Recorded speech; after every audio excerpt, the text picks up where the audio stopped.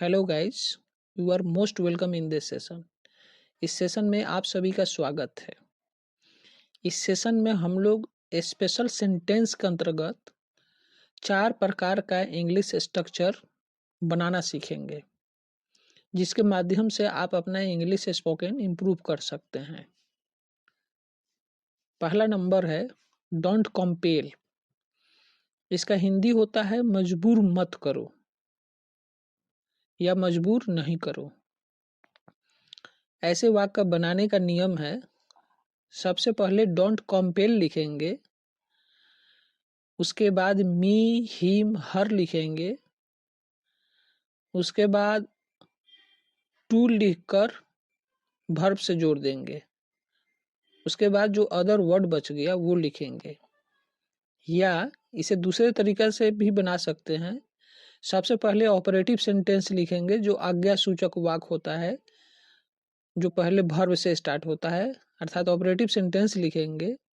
उसके बाद टू भी1 लिखेंगे, यानी सबसे पहले टू, उसके बाद वर्ब का पहला रूप, उसके बाद अदर वर्ड।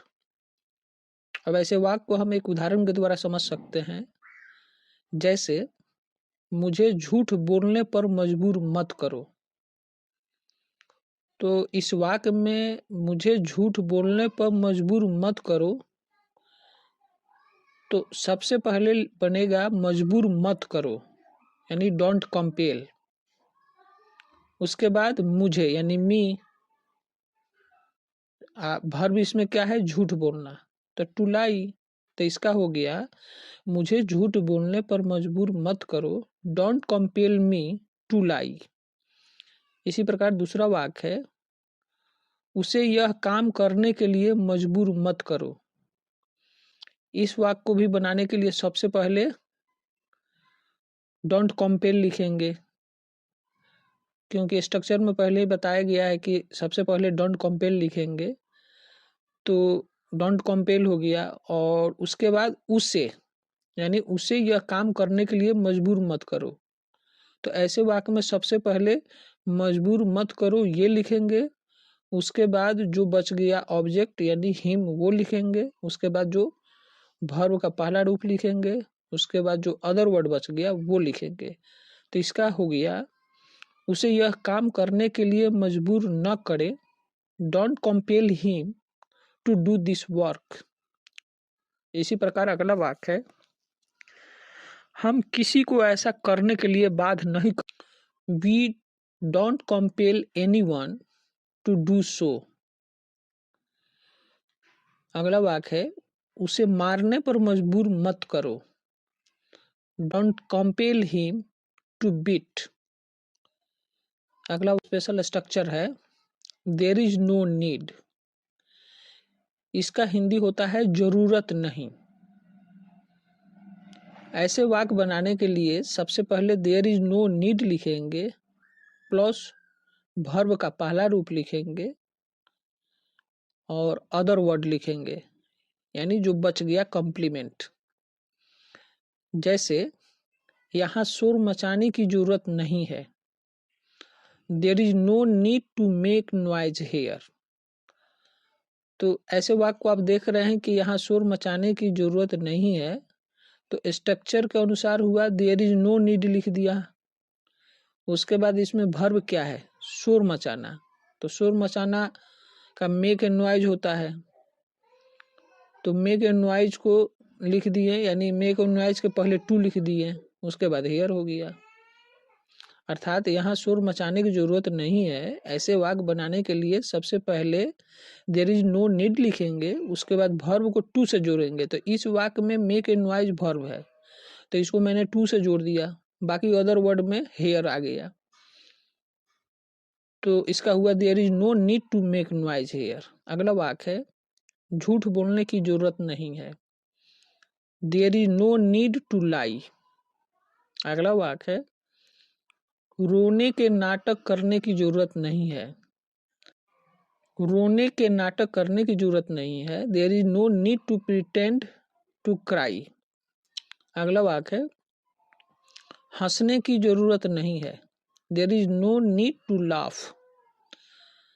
ज्यादा हंसने की जरूरत नहीं है, there is no need to laugh too much. अर्थात ये वाक्य है, मैंने इस वाक्य को थोड़ा सा कॉम्प्लेक्स बना दिया है, थोड़ा सा जोड़ दिया है सेंटेंस को। तो वाक्य है कि ज़्यादा हंसने की जरूरत नहीं है, ऐसा गलती सबसे होता है। तो इसका होगा there is no need to laugh too much, everyone make this mistake. अगला वाक्य है, गुस्सा होने की जरूरत नहीं है, there is no need to get angry. आपको इलाज की जरूरत है, अन्यथा आप पागल हो जाएंगे। You need treatment otherwise you will go crazy. तो इस वाक्य में देख रहे हैं कि यहाँ पर मैंने देयर का प्रयोग नहीं किया है, क्योंकि इस वाक्य में जो है कि आपको इलाज की जरूरत है, अन्यथा आप पागल हो जाएंगे। तो इसमें सब्जेक्ट है यानी आपको, तो इसलिए मैंने यहाँ पर यू लिख दिया।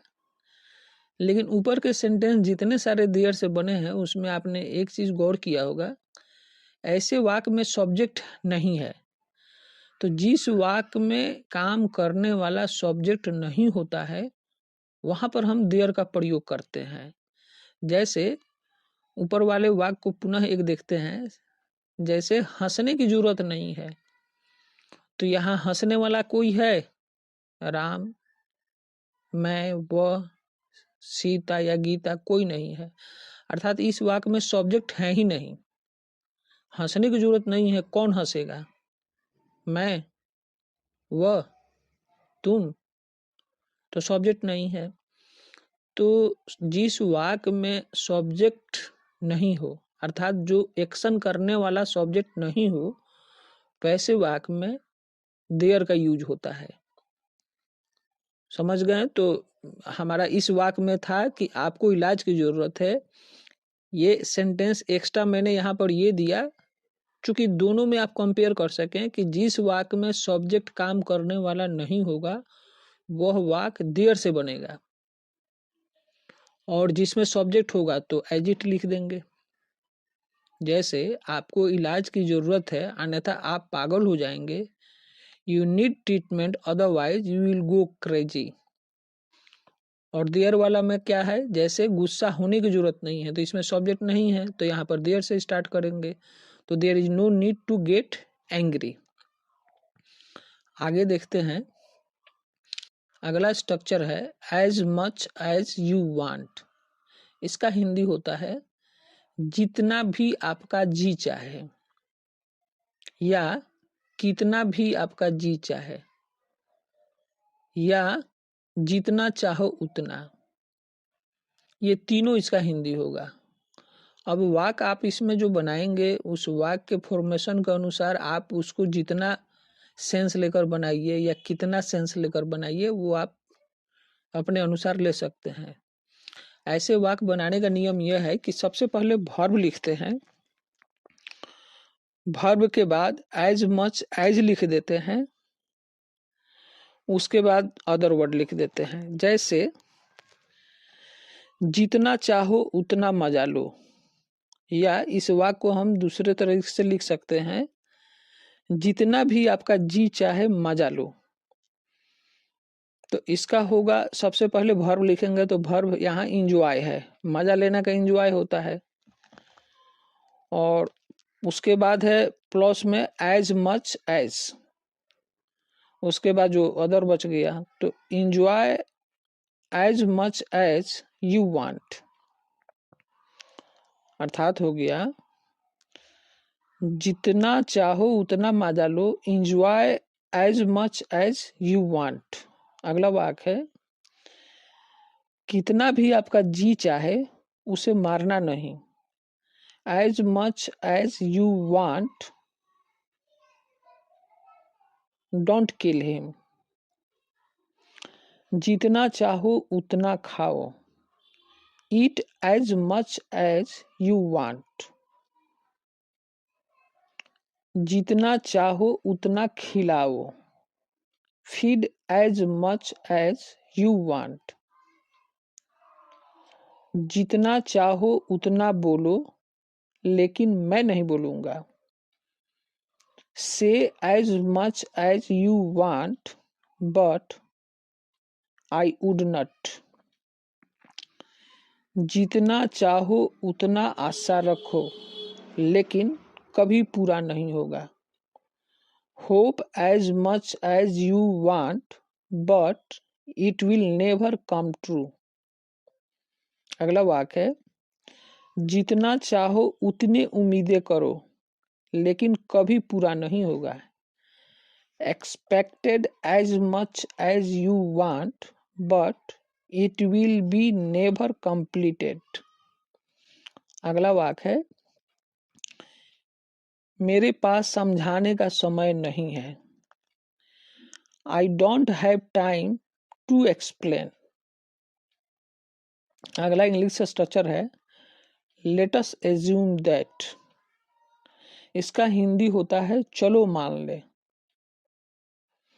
तो ऐसे वाक्य बनाने के लिए सबसे पहले लेट अस एज्यूम दैट लिखेंगे, उसके बाद वर्ब का पहला रूप लिखेंगे, उसके बाद अदर वर्ड लिख देंगे।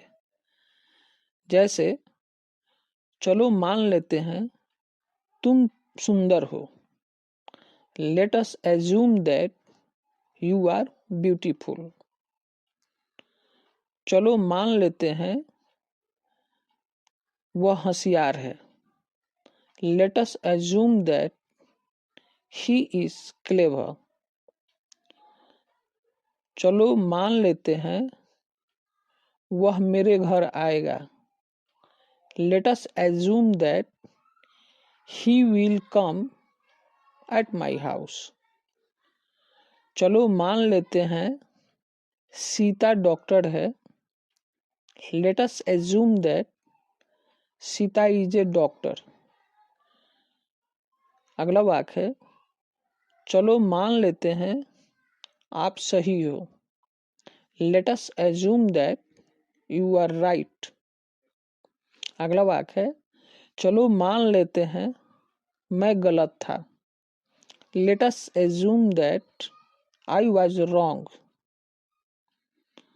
तो आशा है कि आप लोग समझ गए होंगे। आप अपने इंग्लिश स्पोकन को इम्प्रूव करने के लिए ऐसे वाक्य को आप बार बार बोलने का प्रैक्टिस करेंगे, क्योंकि जब तक आप इसे प्रैक्टिस नहीं करेंगे तब तक आपका इंग्लिश इम्प्रूव नहीं हो सकता है। ऐसा कोई भी चीज़ नहीं होता है कि आपने एक बार पढ़ा देखा और हो गया। उसको 2 से 3 बार रिवीजन करना होता है, क्योंकि यह साइकोलॉजिकल है कि किसी भी चीज़ को 2 से 3 बार हम जब पढ़ते हैं तो हमारे मेमोरी में वो ऑलरेडी चला जाता है, स्टोर होता है। जैसे कंप्यूटर में स्टोरेज है, आपने बटन दबाया और आ गया। उसी प्रकार 2 से 3 बार ऐसे वाक्य को जब आप प्रैक्टिस करेंगे तो जहाँ जैसा सिचुएशन होगा उसके अनुसार आप नहीं भी बोलना चाहेंगे तो ऑटोमेटिकली वो सेंटेंस अंग्रेजी में आपके मुंह से निकल जाएगा। और ये तभी होगा जब 2 से 3 बार उसे बार बार याद करेंगे, प्रैक्टिस करेंगे। क्योंकि आपको मालूम है, कम पढ़ो लेकिन ज़्यादा प्रैक्टिस करो। अब ऐसा नहीं कि ज़्यादा पढ़ो और प्रैक्टिस ही नहीं करो, तो आप फिर वो जीरो पर आ गए।